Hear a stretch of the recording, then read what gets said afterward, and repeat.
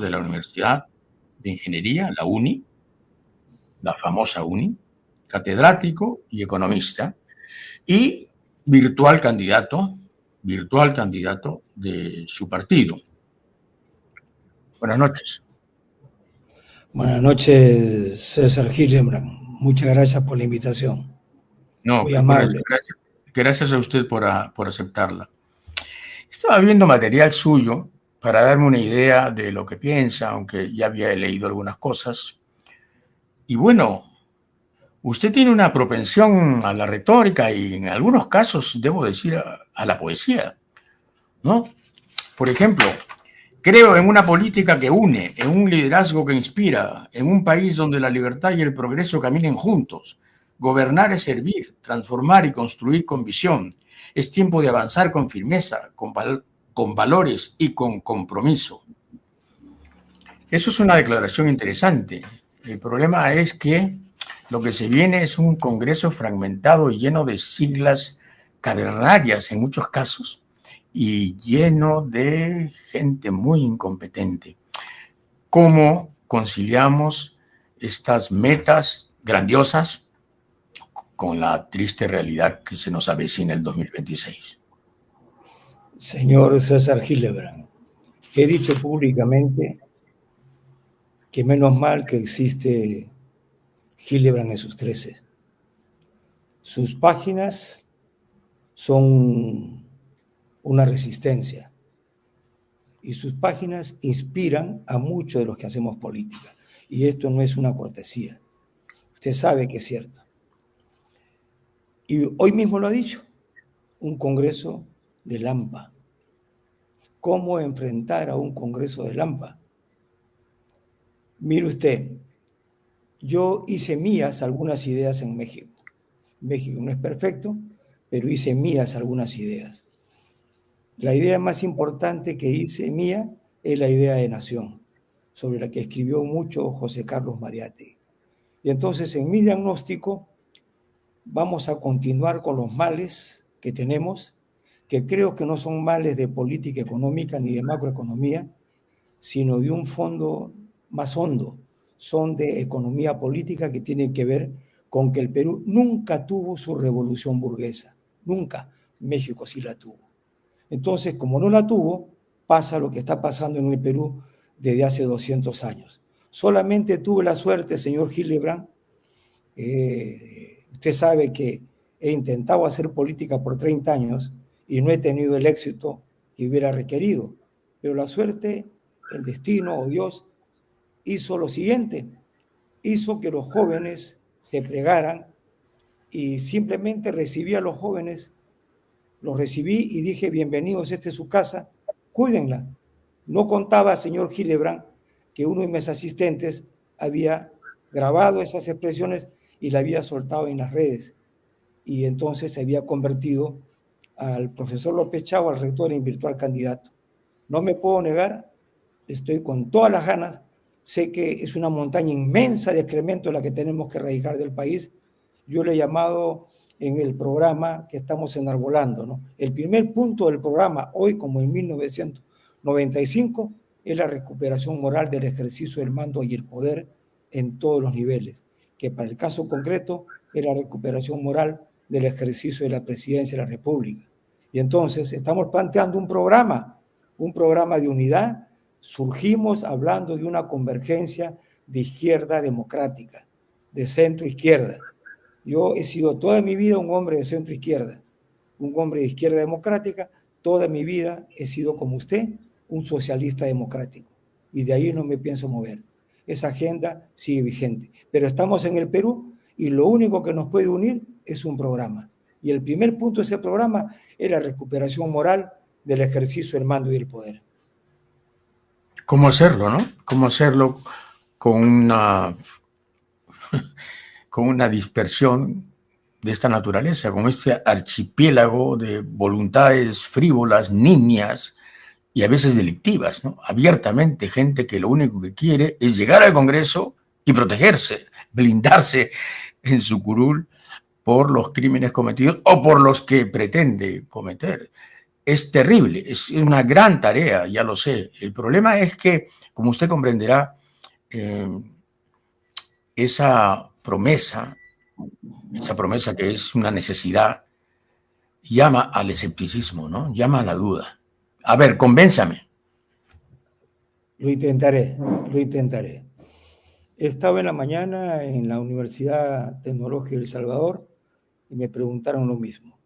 Y yo les dije, hagamos un ejercicio conjuntos entre el auditorio y el que habla. Ese ejercicio voy a ponerlo hoy en su pantalla. Solo estamos usted, sus periodistas que están en Hildebrand y sus 13, está el rector de la UNI y sus oyentes. Y nos llaman a salvar al Perú. Evidentemente necesitamos un diagnóstico. El diagnóstico ya está hecho. Pero la causa principal para salir de una crisis, usted lo sabe, es el liderazgo. No personal, el liderazgo institucional, el liderazgo de los estados. Los estados, cuando tienen las conciencias tranquilas, lideran. El partido político es un intelectual colectivo, el partido es un líder, es una especie de ejército que tiene que coordinar muchas cosas. La primera etapa, a Dios gracias, la han cumplido los jóvenes. El partido ahora Nación, lo que le puede ofrecer a la comunidad, a la sociedad, que es un partido de jóvenes, donde están los rectores más importantes del país. Es un partido cuyo comité ejecutivo es mayoritariamente joven. Es un partido que le dice al país, nosotros somos de centro izquierda y queremos comportarnos con un militante, un voto, con doctrina y con principios, y reclamamos que la derecha también lo tenga. Que la derecha también tenga un partido democrático, un militante, un voto, doctrina y principios. Yo he preguntado, señor Hildebrand, ¿dónde está el riguagüero que la derecha necesita? Ese sí que era oligarca, ese sí que era aristócrata, ese recorrió a caballo con su plata el Perú. ¿Dónde está ese señor? Por eso mismo hace falta una derecha. No hay, pues. No hay, no hay. No Hay que hay, ayudarla señor por López fuera. Chao, no Hay que hay. ayudarla por fuera. Hay que ayudarla por fuera. Entonces, estando yo en el centro izquierda, ayudaré a eso. Usted, Mientras tanto, nos sí, abocamos, mientras tanto nos abocamos. la conclusión que saco es que usted está lleno de grandes propósitos, de grandes propuestas y de grandes sueños, evidentemente. Por ejemplo, usted sueña con un país con 3 grandes partidos, uno de centro, uno de centro izquierda, uno de centro derecha. Pero, en fin, es una utopía terapéutica, ¿no? Pensar en eso, pensar en lo que podemos ser, en lo que pudimos ser, en lo que podríamos haber hecho, pero en lo que no somos. Digamos, como cuando usted dice, creo en los empresarios emprendedores, son, digamos, una gran causa, una gran meta, producir emprendedores, crear emprendedores. Bueno, César Acuña es un gran emprendedor, de la nada, de la nada. Sí, sí, claro, hizo 3 universidades. Emprendedor del mal, ¿no? Exactamente, exactamente. Los mineros ilegales son emprendedores. Claro, hay lumpenburguesía y Hay lumpenproletariado. lumpenburguesía. ¿No? Lo Exacto. importante, desde mi punto de vista, es que ya... Como cuando usted dice todo el poder a las regiones. Macanudo, qué gran idea. Es el país cuasi federal que debimos ser. Pero la pregunta es, ¿con quién? ¿Con Cerrón? ¿Con Oscorima? No. A ver. ¿Con... ¿Sigo nombrando? Mejor no, ¿no? Ahí nos quedamos. No, al contrario, sí, al contrario, siga nombrando. No, Pero quiero decir lo siguiente. con toda la gente que ha pasado por la cárcel por robar desde los gobiernos regionales que tuvieron, hombre, un día tanto poder y tanto presupuesto que no supieron ni qué hacer, excepto, en fin, monumentos al Puma. Por eso, señor Hildebrand, un programa es un orden de propuestas. Las más importantes van por delante. Hemos dicho... ¿Cuál es la más importante? La recuperación moral del ejercicio del mando y del poder, presidentes corruptos generan seguidores corruptos, presidentes corruptos generan gobernadores corruptos, presidentes y gobernadores corruptos generan alcaldes corruptos, presidentes, gobernadores y alcaldes corruptos generan una De acuerdo. sociedad envilecida. Entonces, ¿qué se requiere? Un ejército. ¿Cuál es ese ejército? El partido político. Es una especie de ejército de reconstruir, porque la voluntad personal no sirve. Uno puede creer, uno puede soñar, uno tiene que tener una organización para eso. Entonces, esa frase que usted menciona, le falta el complemento. ¿El complemento cuál es? Primero, el diagnóstico más importante es la construcción o reconstrucción de la nación. Y hemos dicho, no es lo mismo tener casa que tener hogar.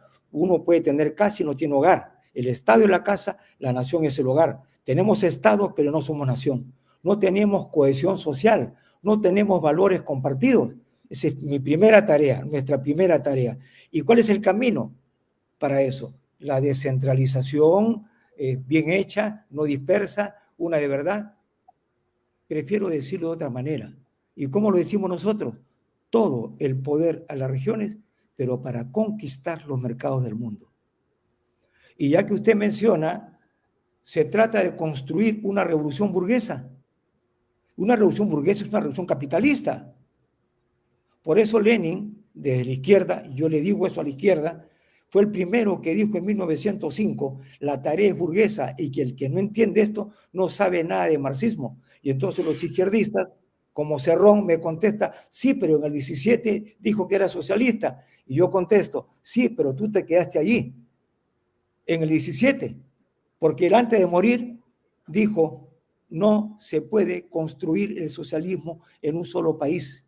Tendremos que caminar por la senda del capitalismo de Estado. Y eso es China y eso es Vietnam. Nosotros no queremos una dictadura en el país, pero esa es la tarea que hay que hacer. Es una tarea. Y entonces el sujeto histórico de una tarea burguesa, ¿quién es? Los obreros. No puede ser. Los campesinos. No puede ser. La tarea burguesa tiene que ser iniciada por una nueva burguesía nacional. Señor Gillibrand, cuando yo viajo, veo que los empresarios de las provincias que son resilientes son una especie de energía social acumulada, marginada racialmente, pero que se trabajan 12 horas por sacar su producto. Esa tarea no ha sido cumplida. No basta más que ver lo que es el Estado. El Estado nunca ha representado sus intereses, nunca. Es un Estado al servicio de lo que usted ha mencionado al inicio de su programa. Todos tenemos que sumarnos, todos. No podemos excluir a nadie. No puedo llamar solo a los que coinciden conmigo y con mi lectura. Tenemos que armar un frente que tiene una línea divisoria. La cacocracia, el AMPA versus personajes decentes que los hay en el centro derecha y los hay en el centro y los hay en el centro izquierda. Yo no soy la única persona de centro izquierda. Hay muchos otros de centro izquierda que no militan ahora Nación. Pero le decimos, mira, hay que hacer política, buena política. Y la política se puede hacer desde 0 hasta 100. 100 es militar. 100 es darse cuenta que tenemos que militar. ¿Y qué cosa es 0.001? Y eso es para los envidiosos. Por lo menos dile al compañero que lo está haciendo, oye, te deseo suerte, ¿no? Ojalá que te vaya bien. Con eso ya es bastante en un país como el Perú. Queremos iniciar una gesta que tenga que ver con esperanza, con una revolución cultural. Vivimos en un país en el cual, señor Gillibrand, a mí se me cayeron unas lágrimas en Canas, en Cusco, porque me daba vergüenza. Yo he estado viviendo 10 años en México y he visto cómo tratan a sus héroes en sus museos, ¿no? El respeto inmenso que les tienen. Y aquí, cualquier cosa. Habían puesto un escritorio, señor Gillibrand, en la casa de Túpac Amaru con melamine. ¿Qué es esto? Decía yo. ¿Qué es esto? Túpac Amaru era empresario, señor Gillibrand. Fue recuperado por la izquierda equivocadamente, y la derecha peruana, que nunca tuvimos y que debió levantarlo, porque era empresario, no luchaba solo por los indios, era una lucha multiclasista y era todavía monárquico, respetaba al rey de España y toda su familia fue masacrada, toda su familia. Si yo pudiera, no se puede, no lo voy a plantear, pero le pongo en mi corazón, ¿no es cierto? Debiera ser el palacio de gobierno más llamado Palacio de Pizarro, debiera ser llamado el Palacio de la Familia Tupac Amaru.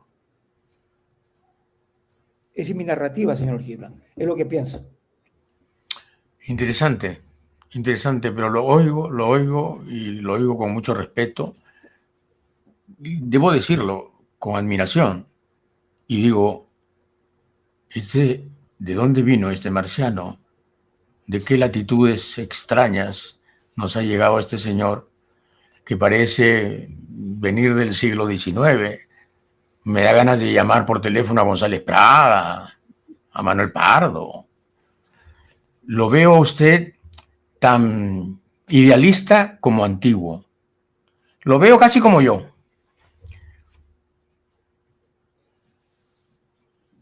La admiración es mutua, señor Gillibrand.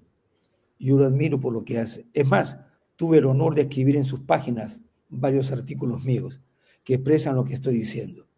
Pero no solamente eso, sino que creo que me voy a citar a una persona que usted conoce mucho, a José Martí. Se lo digo a la juventud, soy profesor universitario. Me toca hablar para llegar al corazón. Cuando hay muchos hombres que viven sin decoro, siempre habrá unos pocos hombres que carguen con el decoro que a muchos falta. A mí me corresponde dar ejemplo a la juventud. A mí me corresponde, lo digo a los jóvenes, no miren mi boca, miren mis manos, miren qué he hecho. ¿Qué he hecho en la uni? Mi obra está en la uni, en chiquito, en la uni. Me encontraba yo, señor Gilebra, para salir de la parte sociológica a la parte tecnológica. Me encontraba yo en Santiago de Chile. Qué lástima que en sus páginas ya no existan esas crónicas sobre la historia del Perú. A mí me alimentaba. Parte de esas crónicas han influido en mi alma, quiero que lo sepa. Me encontraba yo en Santiago de Chile el 28 de julio del 2019, viendo la televisión y el ministro de Energía le explicaba al presidente en ese entonces Piñera las bondades de la industria del hidrógeno verde. Le decía, señor presidente, le pido que apoye la industrialización del hidrógeno verde en Chile, que cambiará la matriz productiva. Y le dice, si Chile hace eso, le va a agregar 4 puntos porcentuales, es una barbaridad, a su Producto Interno Bruto, y se va a convertir en el primer exportador mundial de hidrógeno verde. Se le escapó una palabra, dijo el ministro de Energía. Chile tiene mucho viento eólico en el sur y mucha energía solar en el norte. Y dijo, claro, Perú también tiene. Y ahí había un peruano. Y yo dije, esta es la mía. Regresé a la uni, dejé mis cursos en economía, que se editan en el primer ciclo, y me pedí enseñar en todas las facultades que tengan que ver con el hidrógeno verde. Fue un sueño. Ya tenemos la planta de hidrógeno verde en la uni. La primera planta piloto que produce 65 kilogramos de hidrógeno verde. Ya está, y fue un sueño. Y lo compartí con mis estudiantes. Y es un hecho concreto. Y lo más importante, señor Gilebra, le pido por favor que disponga a sus periodistas para que visite Juliaca, Puno, donde está la Escuela de Ingenieritos de Alto Rendimiento. En silencio, ahora lo hago público. En silencio, ahora lo hago público. Dije yo, este país necesita nueva élite, hay que empezar de abajo, de raíz. Claro, la gente dice educación, 5 de primaria, 5 de secundaria, 5 de universidad, 5 de posgrado, son 20 años. No podemos esperar 20 años. Y entonces mi lógica era, claro, que lean 10 es mejor que 0, 100 es mejor que 10. Esa no es mi lógica. La lógica tiene que ser el salto cuántico, saltar. Y entonces me propuse enseñarle a niños que han terminado sexto de primaria, matemáticas universitarias. Y lo logramos, señor Gilebra. Y entonces, como alguien dijo, Puno no es el Perú, yo dije, te fregaste, ahora vamos a hacer la escuela de ingenierito de alto rendimiento en Juliaca, Puno. Y ojalá que usted entreviste a estos niños y los haga competir con los egresados del que dice plata como cancha de su universidad, para que vea lo que hace una universidad pública, sin dinero, con los niños, y lo que hace él con sus estudiantes universitarios. Eso lo hemos hecho en silencio. Y por lo tanto, lo mismo, se ha construido un partido, señor Gilebra, no por mí, por favor, no por Alfonso López Chava, sino por la juventud. Imagínense, miles de centros de estudiantes. Yo fui porque el rector me invitó a darme un homenaje, porque había recibido a sus alumnos, y encontré al tercio de la UNI, señor Gilebran, al tercio de la UNI. Por favor, al tercio. Es difícil entrar en la UNI. Ahora se imagina de lo difícil que es lo que ingresaron, el tercio superior. Ellos son los que abrieron las puertas y estaban en Puno. Y miraron que estaban sus compañeros de Cusco, de Arequipa. Se dieron cuenta de su fuerza y allí construyeron un partido. Allí nació Ahora Nación. Y consiguieron las firmas. Y tenemos más de 80 comités. Y hay la discusión. Ellos quieren ir solos. Yo le digo, no, muchachos, no pueden ir solos. No podemos ir solos. Nos van a reventar si vamos solos. Tenemos que terminar la entrevista. Muchas gracias. A usted, muchas gracias. Alfonso López Chao, una persona a considerar, un personaje a considerar.